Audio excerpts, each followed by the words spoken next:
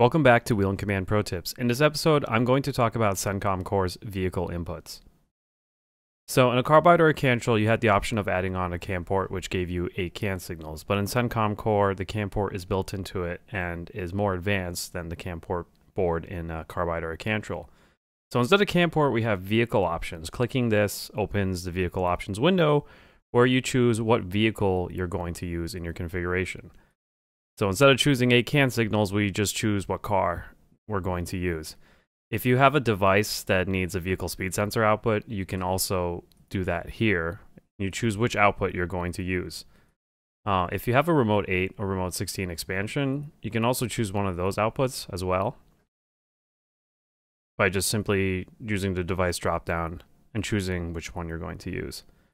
Just keep in mind that whatever output you do choose, you're not going to be able to use in your programming. So right now I've selected my J10-1 output on my CENTCOM Core. So if we go forward and go into the outputs view, we'll see that J10-1 is not there.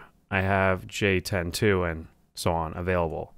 You can always go back and change this output if you want by just clicking the edit here and choosing a different output. So now going back again, we can see that J10-1 is available now. So looking at the vehicle inputs tab, we now see that all the CAN signals for that car are available. Now this is a bit overwhelming, so what we recommend is any of these signals you're not going to use in your configuration, you go ahead and disable them. So this is going to do two things.